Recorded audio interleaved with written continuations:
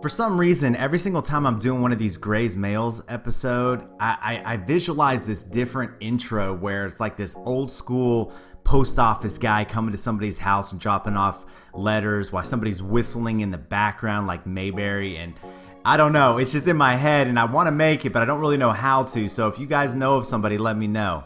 What's going on, you guys? Gray Disciple back with another episode of Gray's Mail. I got some really cool questions here, so let's get right into it. The first one comes from GP1207, and I think he's an older gamer like myself. And he says, do you think you play better as you get older because your reactions get slower? I think he's looking for some advice on this. And here's my perspective on it. Now, obviously, my reactions are not what they were when I was 15 or 16 years old, when I was really, really good at video games. But that doesn't mean that you can't be successful in a first-person shooter, as most people who play Call of Duty, I think, are above the age of 25. That's my perspective. Now, I don't know if that still holds, but I tend to find mostly older gentlemen who play this game. What I find is that as you get older, you get smarter, and you learn more about player tendencies and dominant lanes of traffic, and you understand spawn positions, and so you're able to manipulate the enemy team better. Now, I don't have snap aim like I used to, but what I do have is dominant intelligence over most people in a lobby, if you want to put it that way. I mean, take a Treyarch game. There's 3 lanes of traffic, right? The flank on the left, flank on the right, and right down the middle. Now, usually on the flanks, one of them is more dominant than the other, more traveled. So what I usually do is flank on the weaker side and come up behind the enemy. I also learn spawn positions, which takes me about a month into an FPS game to learn spawns. And once I get the spawns down, I find positions to play off spawns on the map, which is a reason why I play domination primarily, because there are fixed spawn positions and dominant lanes of traffic. That's me though. It works for me pretty well. All right, next question. And this is a very interesting one right here. It comes from S Big Sean. He says, if I could only follow one big YouTuber, who would it be? This is a great question. In fact, everybody watching this video right now, you put down below in the comments, if you could watch one big YouTuber, who would it be? Or just one YouTuber, who would it be? Now, I thought about this for a while, okay? And I know most people would probably say Thunder. And Thunder is great. He's entertaining. I love his stuff. I watched every single video he's done since the beginning of Black Ops 1. Okay, but that probably wouldn't be it for me.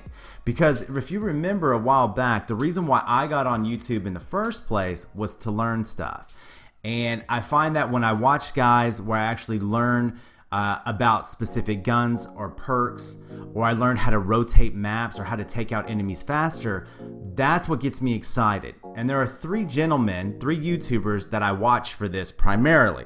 I watch Tabor Hill.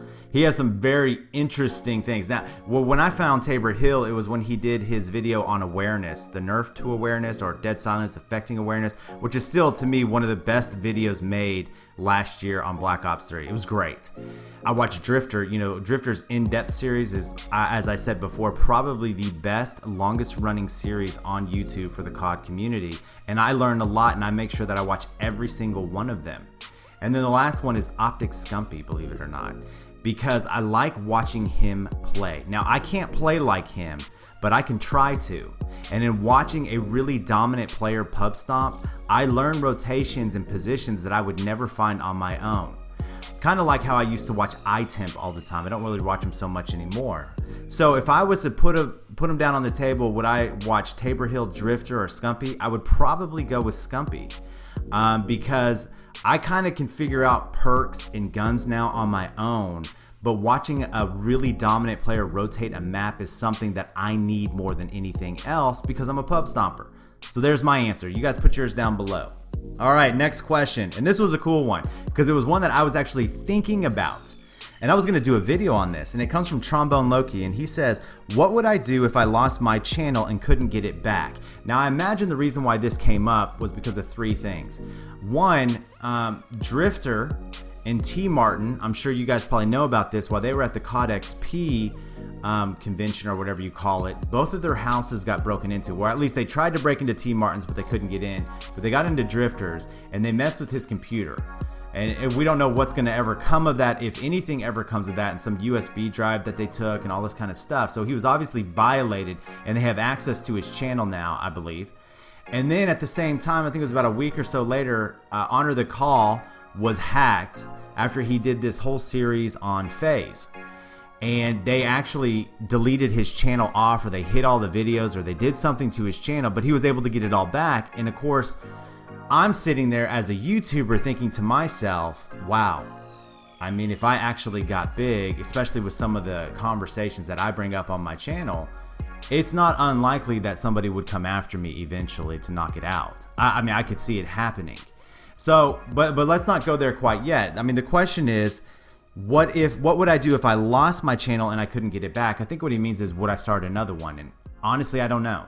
That would be pretty debilitating if you think about it. I mean, if you look at my channel right now, I think I have close to 360 to 380 videos at this time. Now, a lot of those are live streams, and live streams, I don't really count them as videos, although YouTube does. I think 55 of them are live streams, but if you look at the overall content on my channel, the idea of trying to put that content back on there, I mean, most of the gameplays and the commentaries that I had, they've all been deleted. I don't have access to them anymore because I figured they're on YouTube, so I'm good to go there.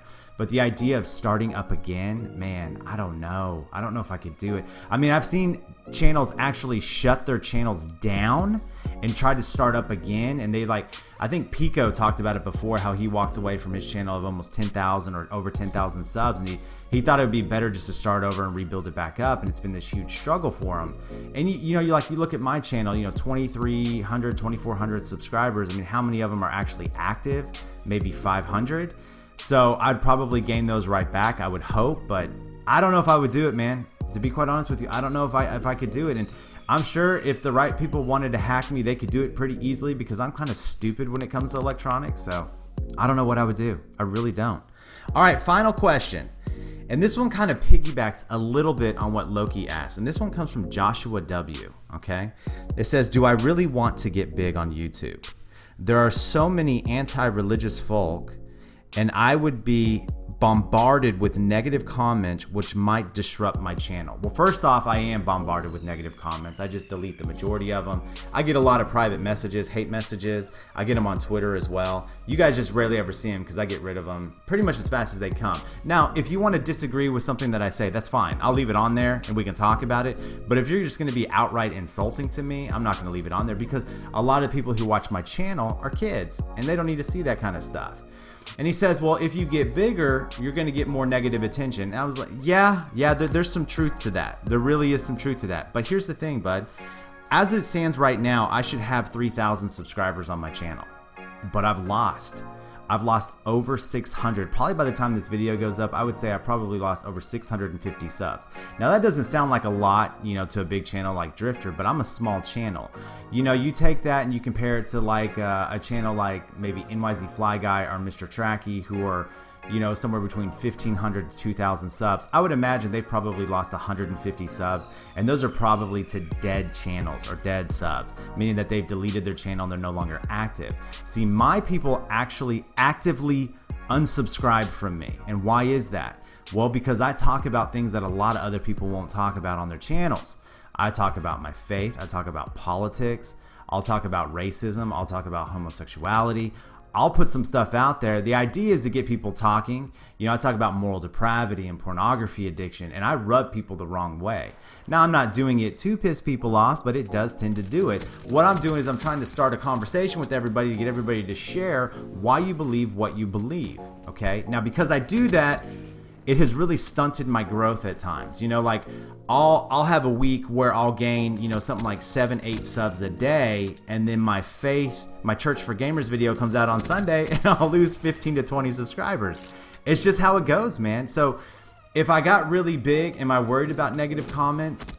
I would say this, I'm probably more worried about managing the negative comments than anything. But, like on this video I did last week on Biblical Reaper, it was really difficult for me to keep up with the comment section in that one, because there were so many coming in so fast, which is fine because I was still able to answer at least 90% of them. But the idea of having like 100,000 subscribers and getting, 20, 30,000 views with 1,000 to 1,500 comments, that could be pretty difficult. But the whole negative comments, I mean, go onto an Optic Scumpy video, go onto a 402 Thunder video, a Drifter video, look at the hate comments on there. I mean, those guys, I think they've just all but given up on it. I think they skimmed the comment section for probably about, I don't know, maybe the first 3 to 4 hours that the video's up, and then they just ignore it from that point on. I mean, that's my view on it. So I don't know. I mean, obviously it's God's will what happens to my channel, whether it's going to grow or not. And I think the majority of the people who watch me actually are not Christian, which is pretty cool because I find that pretty interesting. But no, I'm not too worried about it. And to get big, yeah, I would actually like to have a larger outreach. I don't know if it's ever going to happen, but I hope one day I will. So there you go. I hope I didn't ramble on too much on that one. As always, you guys, if you enjoyed it, hit that thumbs up button. You got to ask me questions. Keep the questions coming in. There are some good ones out there I want you to ask me. We haven't talked about politics in a while. Maybe we should talk about some politics. Ask me some political questions. That could be pretty cool, right? We get everybody talking on that. Remember, put down below what your one big YouTuber that you would follow if you could only choose one. And as always, if you're new to the channel, I welcome you. I ask you to subscribe because I'm here every day.